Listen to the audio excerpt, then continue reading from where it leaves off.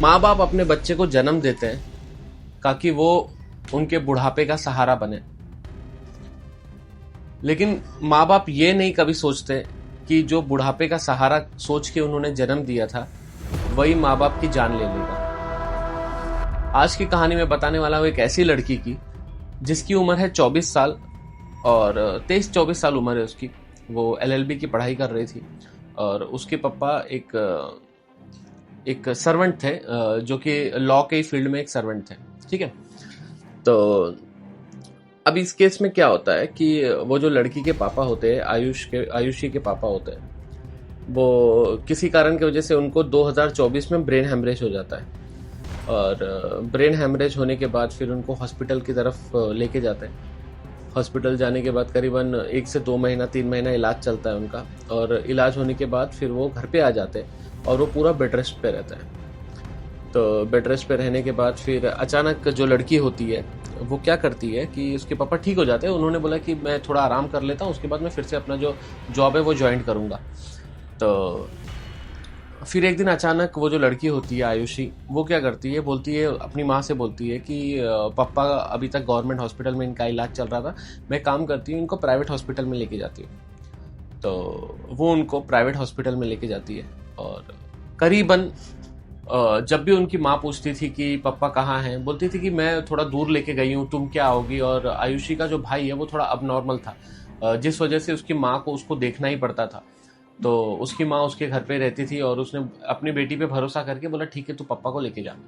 अब वो पप्पा को लेके जाती थी। पप्पा को लेके जाने के बाद पप्पा को हॉस्पिटल में दिखाना होता था। 1 महीना हो गया तो उसकी मम्मी पूछी कहाँ है, 1 महीना हो गया अभी तक पप्पा का कुछ पता होता नहीं चला, कहाँ है वो। तो ऐसा करते करते करीबन 3 महीने हो गए। 3 महीने से वो जो आयुषी होती है वो अपनी माँ को गुमराह करती रहती है कि पापा ठीक है, उनकी तबीयत सही है, ऐसा वैसा। फिर ये जो माँ होती है उसको शक आता है अपनी बेटी पे। ये क्या बोलती है, अपने भाई से बोलती है, राकेश नाम रहता है भाई का, भाई को बोलती है कि एक बार जरा पता लगाना कि आखिरकार ये जो मेरे पति को ये मेरी बेटी कहाँ लेके जा रही है, कौन से हॉस्पिटल में लेके जा रही है। तो जब पता वता लगाया तो उन्होंने बोला कि उनको थोड़ा बाहर शिफ्ट कर दिया गया है और वो अभी आईसीयू में। तो ये जो आयुषी की माँ होती है वो अपने भाई को भेजती है और बोलती है एक बार पता लगा के आओ। तो जब वो जाता है, वो हॉस्पिटल में पता लगाता है तो मालूम पड़ता है कि 90% उसके जो पापा होते हैं आयुषी के, उसके ऑर्गन फेल होते हैं और बचने की बिल्कुल कोई भी गुंजाइश नहीं होती है। तो उसी दिन वो लड़की जो होती है आयुषी, वो अपने पापा को डिस्चार्ज करके घर पे लेके आ जाती है। घर पे लेके आती है तो मुझे लगता है कि घर पे वो 21 या 31 अप्रैल तक लेके आती है। और घर पे लेके आने के बाद उसी दिन या दूसरे दिन उसके पापा की मौत हो जाती है। और जब पापा की मौत हो जाती है तो वो आयुषी रोने लग जाती है कि क्या हो गया मेरे पापा को। और उसकी जो माँ होती है उसको भी बिल्कुल समझ नहीं आता है कि क्या हुआ क्या नहीं हुआ। बट एक पति के जाने का दुख तो सब किसी को होता है, लेकिन ये जो पति होते हैं वो गवर्नमेंट जॉब पे होते हैं। गवर्नमेंट जॉब पे जब होते हैं तो फिर आयुषी क्या करती है, करीबन पापा के मरने के 1 हफ्ते बाद पापा के मरने के बोलती है कि एक काम करती हूँ, मैं पापा की तो डेथ हो गई है, अब उनकी नौकरी वगैरह क्या होगा, तो एक काम करती हूँ मैं नौकरी के लिए मैं फॉर्म भरती हूँ। तो उसने फॉर्म वगैरह सब भर दिया पापा की नौकरी के लिए। फिर वो जो उसकी मम्मी थे, उनके भाई जो थे राकेश, वो आके उसकी मम्मी को समझाते हैं कि आपका जो बेटा है वो अब नॉर्मल है थोड़ा, और ये बच्ची तो अभी जवान है, ये अभी थोड़ा स्टडी करेगी, फिर इसको ये भी एक अच्छी नौकरी पे लग जाएगी, लेकिन ये जो मेन नौकरी की जो ज़रूरत है वो आपको है। तो उसको लगता है कि आयुषी की माँ को वो नौकरी मिलनी चाहिए। तो आयुषी की माँ बहुत सारी चीज़ें सोचती है और फिर वो उसका फॉर्म भर देती है। और एलिजिबिलिटी भी देखा जाए तो पति के मरने के बाद बीवी को ही आता है, उसके बाद फिर अगर होता है तो बच्चे को होता है। तो इसने फॉर्म भरा और वो सही हो गया और ये नौकरी पे लग गई। अब जो बेटी होती है उसको थोड़ा थोड़ा चिड़चिड़ होने लगता है, थोड़ा थोड़ा उसको अपनी माँ से ही चिड़चिड़ होने लगता है। तो बोलती है कि तुमने तो मेरी नौकरी खा गई। अपनी माँ को बोलती है, जिस माँ ने उसे जन्म दिया है उसको बोलती है तुमने तो मेरी नौकरी खा गई, एक काम करो अभी जितनी भी पापा की प्रॉपर्टी है वो सब मेरे नाम पे कर दो। तो उसकी माँ बोलती है ऐसा क्यों, अभी तो मैं जिंदा हूँ, अभी से ही तुम्हारे नाम पे प्रॉपर्टी क्यों। उसके पापा की जयपुर में 2 फ्लैट वगैरह रहते हैं और एक जमीन रहती है 5 एकड़ की, मतलब पूरा अगर प्रॉपर्टी जोड़ा जाए तो 14 करोड़ का कुछ प्रॉपर्टी रहता है। बोलती है कि वो जो प्रॉपर्टी है वो मेरे नाम पे कर दो। तो उसकी माँ मना कर देती है। तो ये क्या बोलती है, मना कर देती है। तो फिर आयुषी बोलती है कि मैं अपने घर से निकल जाऊंगी, तुम ही ये बच्चे को संभालो, जो उसका भाई अब नॉर्मल रहता है तुम ही संभालो, तुम ही जॉब करो, मुझे नहीं रहना है। अब क्या करती है ये, ये जाती है अपने ताऊ जी के पास। ताऊ जी के थोड़ा बाजू में ही घर रहता है, ताऊ जी के पास रहती है। और ताऊ जी का जो लड़का रहता है बलराम, बलराम के साथ आयुषी का काफ़ी अच्छा बॉन्ड होता है। और आयुषी और बलराम मिलके इसके पापा को, जब वो ठीक हो जाते हैं ब्रेन हैमरेज से, तो ये लोग बोलते हॉस्पिटल लेके जाने के लिए यही दोनों ही साथ में रहते हैं। तो ये जाती है। फिर उसके बाद आयुषी का जो एक खतरनाक वाला रूप होता है वो सामने आता है। वो अपने ताऊ जी को बोलती है कि एक काम करते हैं, अगर हमने हमारी मम्मी को मार डाला तो उसके बाद ये जो नौकरी वगैरह है वो किसको मिलेगी? वो जाहिर सी बात है, क्योंकि एक भाई जो है वो तो अब नॉर्मल है, तो ये नौकरी मुझे ही मिलेगी।